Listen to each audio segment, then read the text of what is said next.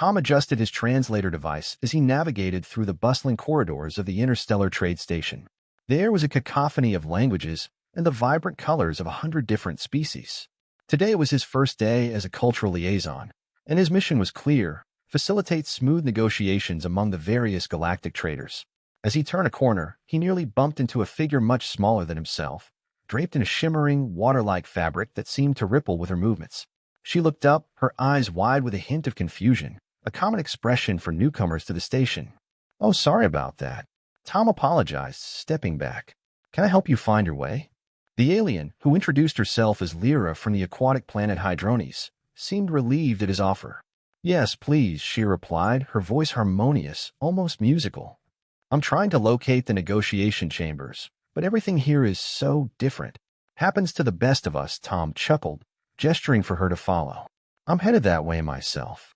"What brings you to the trade talks?" Lyra fell into step beside him. "My world seeks new trade routes and allies. It's my first mission as an envoy." Tom nodded, impressed. "It's my first day on the job, too. Looks like we're both rookies." They made their way through the labyrinth of the station, passing stalls selling exotic goods and food from across the galaxy. Tom pointed out a few notable spots: the best place for a quick meal, the quietest spot to gather one's thoughts. As they walked, Lyra explained more about her world, a planet covered by vast oceans with floating cities.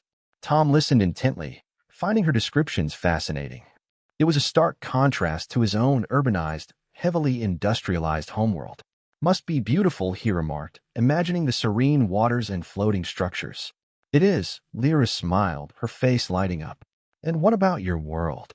"Our Earth is busy, noisy, but it has its charms: mountains, oceans, and a lot of busy cities. Maybe one day you could visit." "I'd like that," she said, genuine interest sparkling in her eyes. They reached the negotiation chambers, a series of large, domed rooms designed to accommodate species from different environments. Lyra looked around, clearly more at ease now that she knew her destination. "Thank you, Tom. I would have been lost without your help," she admitted. "It was no trouble at all." "Good luck with your negotiations, Lyra. Maybe we can meet later, share how our first days went." "I would like that very much," Lyra replied, her tone hopeful.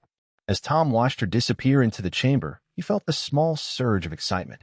His role here wasn't just about trade and politics. It was also about making connections, understanding the vast array of life in the universe, and perhaps, in people like Lyra, finding friends. With a renewed sense of purpose, Tom headed to his next appointment, already looking forward to the conversation he'd have with Lyra at the day's end. Chapter 2: A Misunderstood Gesture. The communal dining area of the trade station buzzed with activity, a melting pot where representatives from various galaxies mingled. Tom, clutching a tray laden with a selection of Earth cuisine, scanned the room for a familiar face. Spotting Lyra sitting alone at a corner table, he made his way over. "Mind if I join you?" Tom asked, his tone friendly. Lyra looked up and smiled. "Please, I would appreciate the company." Tom settled across from her, placing his tray down. "So, how did your first negotiation go?" Lyra's expression brightened. "It went well, thanks to your help this morning." "And yours?" "Not bad, still getting the hang of things," Tom admitted, then gestured to the items on his tray. "Ever tried any Earth food?" "This is called a sandwich." Lyra observed the sandwich with curiosity. "It looks manageable." She tentatively picked up a piece she had on her tray, which resembled a type of seaweed wrap from her planet. "Here's to new experiences," Tom said, lifting his sandwich in a small toast before taking a bite. Lyra mimicked his motion, bringing the wrap to her mouth. Her face suddenly twisted in confusion. "Is it customary to toast with food where you are from?" Tom mid-chew paused. "Oh, it's more of a drink thing usually, but I guess it can be with food too." "Why is it weird?" "It's just unusual. For us, sharing a meal is already a bond. No need to elevate it." Lyra's tone was curious, not offended, which Tom was grateful for. "I see. I didn't mean to impose anything," Tom said quickly, worried he might have stepped on cultural toes. "No harm done," Lyra assured him, her voice melodious even in reassurance. "Tell me more about Earth's customs." Glad for the shift, Tom launched into explanations of various Earth traditions, from shaking hands to birthday celebrations. Lyra listened intently, her fascination evident as she compared them to her own culture's traditions. On Hydrones, we often share a silence before a meal, to appreciate the gathering of different currents, so to speak, Lyra explained. That's beautiful, Tom replied, genuinely intrigued. It's like a moment of reflection. Exactly, Lyra nodded. Their meal continued with an exchange of stories about their respective planets. Tom found himself engrossed by Lyra's descriptions of underwater cities lit by bioluminescent plants and creatures. As they were wrapping up, Tom glanced around the bustling room. This place is a crossroads of cultures, isn't it? I'm starting to realize how much there is to learn. Lyra's eyes twinkled with agreement. Perhaps we could explore together. There might be more misunderstandings to navigate, or better, more to appreciate about our differences. I like that, Tom said, his enthusiasm evident. It's a deal, then. Cultural exchange buddies. Cultural exchange buddies, Lyra repeated, her tone playful. They collected their trays, leaving the table with a new pact formed. As they parted ways, Tom felt a surge of anticipation for their next meeting. Learning from Lyra not only broadened his understanding of Hydrones, but also deepened his appreciation for the diverse galaxy they shared. Chapter 3. Language of the Heart. The station's library was a quiet sanctuary amid the hubbub of commerce and diplomacy. Tom and Lyra met there one afternoon, amidst aisles of data crystals and ancient books, to work on their joint project, a small dictionary that bridged human and Hydrones languages. Okay, let's start with basic greetings, Tom suggested, activating his data tablet to take notes. In English, we say hello for most occasions. What's the equivalent in your language? Lyra thought for a moment, her fingers tracing the edge of a luminescent crystal that stored her language's lexicon. We say Sil. It translates roughly to may the currents be favorable. Silu, Tom repeated, trying to mimic her pronunciation. I like that. It's poetic. Lyra smiled, pleased. And for farewells, goodbye or see you later. Which would be? Nalameas, she replied. It means, until the currents meet again. Tom typed the phrases into their digital dictionary, his brow furrowed in concentration. Your language had a lot of water imagery, he observed. It's vital to us, as vital as air to you, Lyra explained. As they continued, they delved deeper into everyday phrases and words, each entry sparking a mini discussion about cultural context and usage. Tom found himself fascinated by the complexity and beauty of Lyra's language, and he hoped she found his just as intriguing. How do you say friend in Hydrones? Tom asked, looking up from the tablet. Kalimi, Lyra answered, but it implies a deeper bond, more like a chosen family. Kalimi, Tom repeated, feeling the weight of the word. That's beautiful. In English, friend can mean many things, from a casual acquaintance to what you described. They shared a look, an unspoken agreement on the importance of words and their meanings. The afternoon light waned outside, casting long shadows between the bookshelves. Let's move on to something fun, Tom proposed, eager to keep the positive momentum. How about expressions of happiness? Lyra chuckled. We say alima flow, which means joy flows. What about you? We might say over the moon, or simply thrilled. Tom demonstrated the expressions, his face animated. Ilima flow, Tom, Lyra said, laughing, her eyes crinkling with amusement. This project is making me Ilima flow. Me too, Tom agreed, his heart light with the ease of their interaction. This is the best part of my job so far. As they packed up their materials, the library's lights dimming to signal closing time, Tom felt a sense of accomplishment. Not just in the work they had done, but in the bridge they were building between their worlds. Same time next week, he suggested as they walked toward the exit. Definitely, Tom. I wouldn't miss it, Lyra affirmed, her tone warm. They parted at the library's doors, each returning to their own quarters, but the words they shared lingered, a testament to their growing friendship and understanding. Chapter 4. Beyond Words. The observatory atop the station offered a panoramic view of the cosmos, its vast windows framing the endless dance of stars and planets. Tom had invited Lyra there to witness a rare celestial event, the alignment of 3 planets, a sight not visible again for several decades. As they stood side by side in the dim light of the observatory, Tom couldn't help but feel a sense of, "It's starting," he murmured, pointing towards the large telescope that provided a live feed of the event on a screen. Lyra leaned closer to the display, her expression one of pure fascination. "It's beautiful," she said softly. "On Hydrones, we have legends about planetary alignments. They're seen as moments of great cosmic significance. Legends. Tom was intrigued. Like what? They say that during an alignment, the universe is listening more closely to us, that wishes made are more likely to come true. Lyra turned to him, her eyes reflecting the starlight. What would you wish for, Tom? Tom thought for a moment, his gaze drifting from the screen to Lyra's hopeful face. I guess I'd wish for more moments like this, understanding things I've never seen before. That's a beautiful wish, Lyra smiled, then looked back at the screen. I would wish for the success of our project, our dictionary. It feels important. It is, Tom agreed. They watched in silence for a few moments, the atmosphere filled with a shared sense of wonder. Finally, Tom turned the conversation back to her. Tell me more about your personal dreams. You know, the things you hope for beyond trade routes and dictionaries. Lyra hesitated, then her voice softened.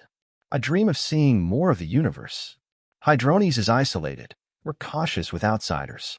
Meeting you, seeing all this, she gestured to the observatory and beyond. It makes me hope we can change that. Tom nodded, understanding her sentiment. And I've always wanted to prove that humans can be good ambassadors, good friends. It's why I took this job. Their conversation drifted to more personal topics, each sharing stories of their youth, their families, and what had brought them to the station.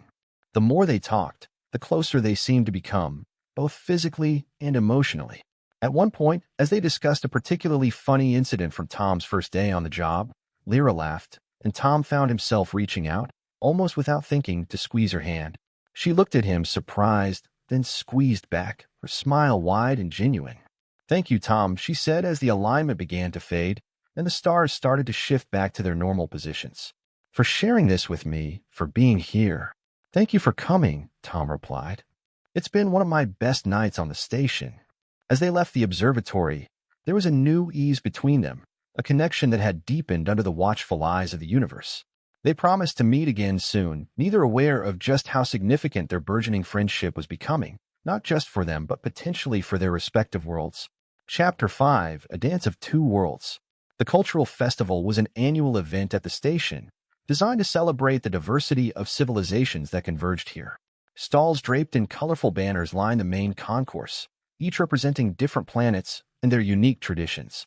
Music from various corners of the galaxy blended into a lively symphony that echoed through the hallways. Tom and Lyra wandered through the festival, their senses bombarded by the array of sights, sounds, and smells. Tom was explaining the history behind the Earth booth's display of traditional instruments when Lyra tugged at his sleeve. Look, they're starting the dance performances.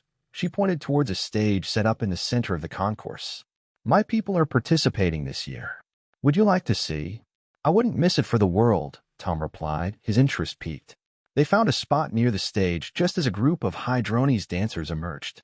The fluidity of their movements was mesmerizing, almost as if the dancers were underwater rather than in the station's artificial gravity.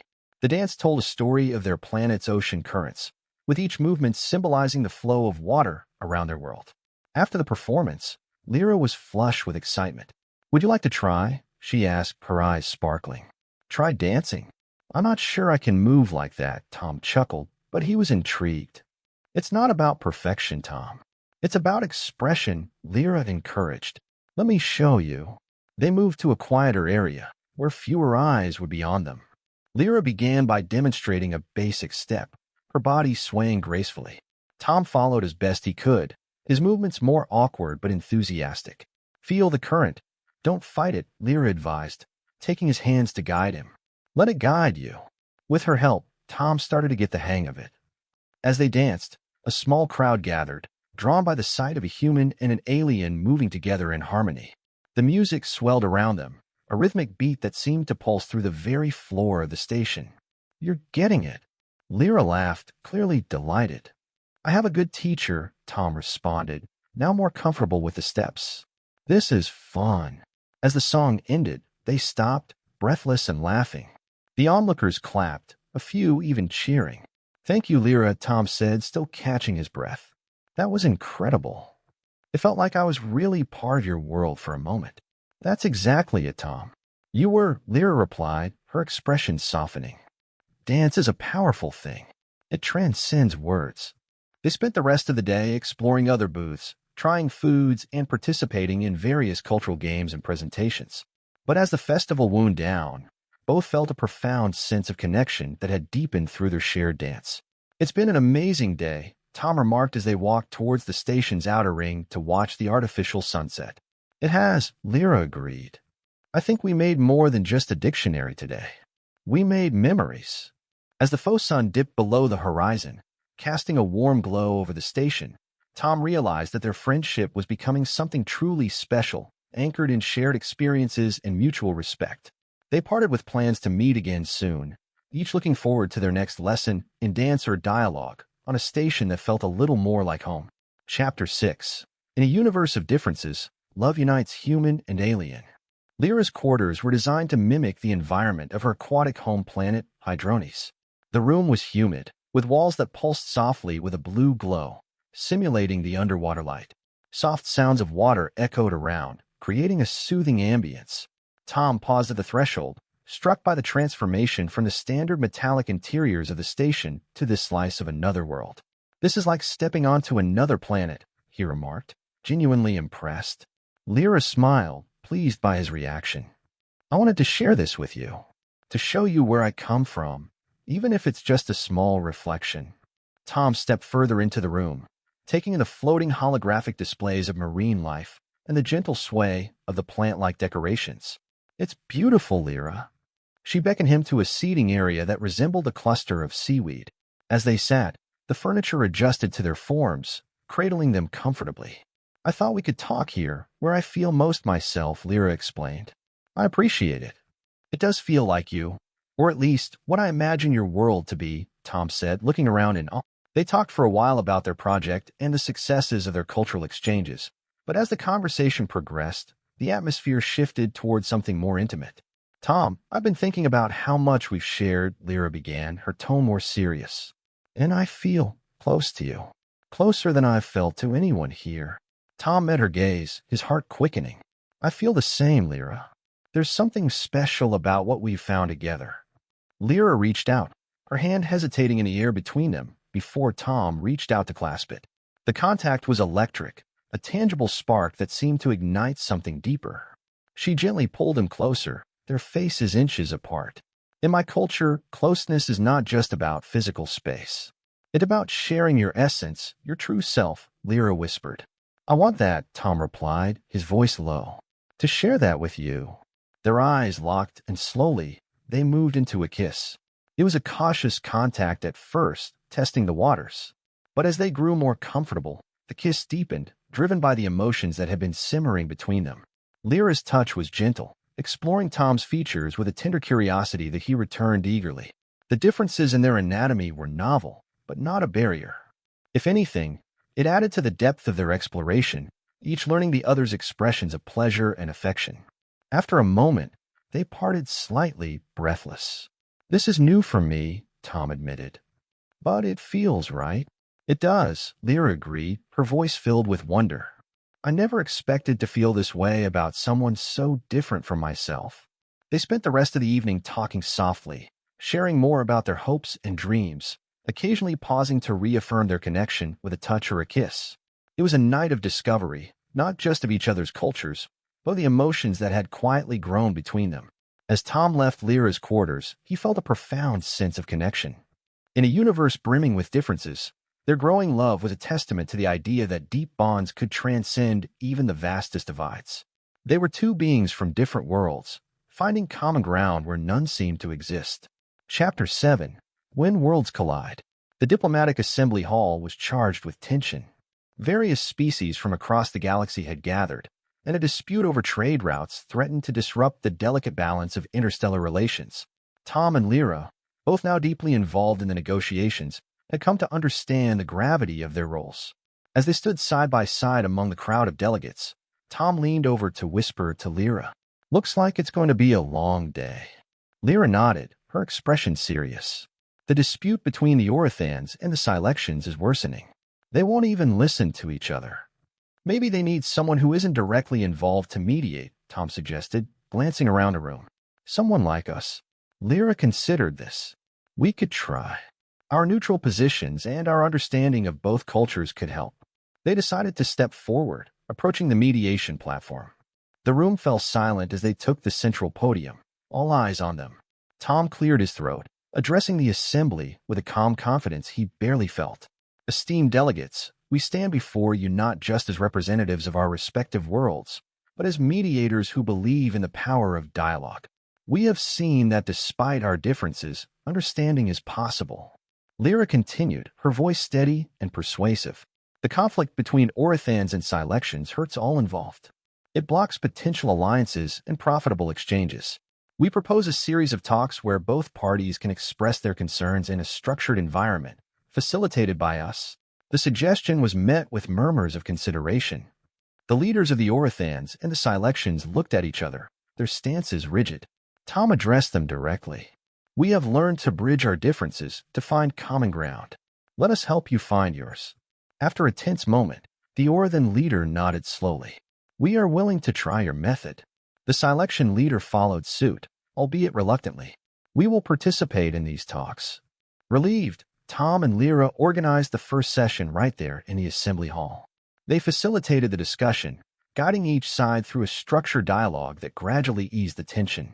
As the talks progressed, the initial hostility gave way to a cautious dialogue, with Tom and Lyra ensuring both sides were heard equally. The breakthrough came when both species recognized a mutual trade interest that had been obscured by their disputes. By the end of the day, a tentative agreement had been drafted, and the assembly hall buzzed with a renewed sense of cooperation. Tom and Lyra received commendations for their diplomacy, but more importantly, they had strengthened their bond through their successful collaboration. After the assembly, they walked back to the observatory, the site of many of their deepest conversations. Looking out at the stars, Lyra leaned against Tom, her voice soft. Today was a good day. It was, Tom agreed, wrapping an arm around her shoulders. Not just for the station, but for us. They stood in silence, comfortable and content in each other's presence, watching the cosmos unfold before them. In that vast expanse, their problems seemed small, yet their ability to solve them together felt significant.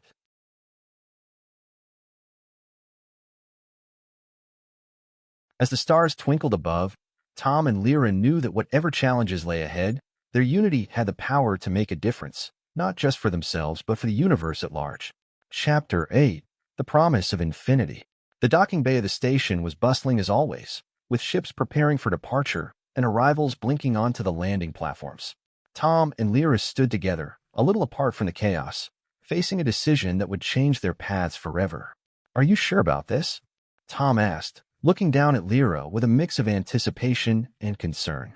Leaving your post here, traveling with me, it's a lot to ask. Lyra's gaze was steady, her decision clear. I've never been more sure of anything, Tom. What we have, what we've built, it's worth exploring further. My world is important to me, but so is this us. Tom smiled, his heart swelling with a mix of joy and relief. Then let's not waste another minute. They turned to watch as a sleek vessel was prepped for departure. It was a smaller craft, ideal for their planned explorations. They'd mapped out a route that would take them through both familiar and uncharted sectors, hoping to learn more about each other and the vast universe.